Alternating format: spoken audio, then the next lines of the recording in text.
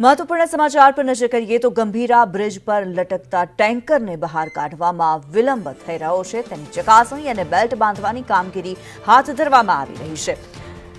Bridge પર tanker હજુ પણ એ જ સ્થિતિમાં યથાવત છે। સવારે ટેન્કર બહાર કાઢવા માટે કામગીરી શરૂ કરવામાં આવી હતી। ટેન્કર હજુ સુધી યથાવત સ્થિતિમાં જોવા મળી રહ્યું છે।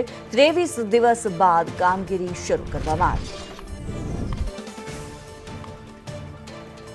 પાદરામાં ગંભીરા બ્રિજ દુર્ઘટનાને 23 દિવસ થઈ ચૂક્યા છે। તેમ છતાં પણ જે બ્રિજની ઉપર ટેન્કર લટકી રહ્યું છે તેને કાઢવામાં વિલંબ થઈ રહ્યો છે। તેને કાઢવા માટે થઈને કામગીરી તો કરવામાં આવી, પરંતુ આ કામગીરીમાં કોઈપણ પ્રકારની સફળતા મળી હોય તેવું લાગી નથી રહ્યું, કારણ કે ટેન્કર હજી યથાસ્થિતિ જોવા મળી રહ્યું છે। ગંભીરા બ્રિજ પર જે ટેન્કર લટકી રહ્યું હતું તેના માલિક દ્વારા પણ રજૂઆતો કરવામાં આવી હતી।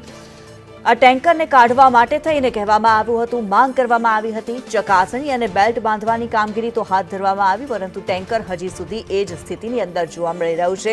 જે અમે દ્રશ્ય પણ આપને બતાવી રહ્યા છીએ। ગંભીરા બ્રિજની જે દુર્ઘટના હતી, લોકોએ આ દુર્ઘટનાની અંદર પોતાના જીવ ગુમાવ્યા હતા।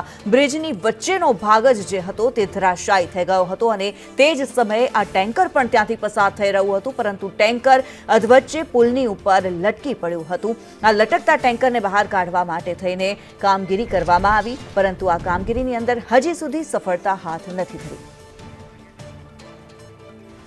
ત્યારે સંવાદદાતા અજય વાઘેલા અમારી સાથે જોડાયેલા છે। અજય, આપની પાસેથી જાણવા માંગીશું, 23 દિવસ થઈ ચૂક્યા છે ગંભીરા બ્રિજની દુર્ઘટનાને અને હજી પણ આ ટેન્કરને કાઢવાની કામગીરીમાં સફળતા નથી મળી, શું માહિતી?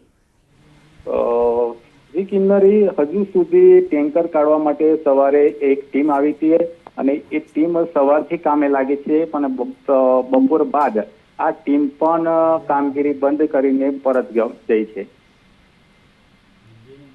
જી ધન્યવાદ અજય આ માહિતી માટે।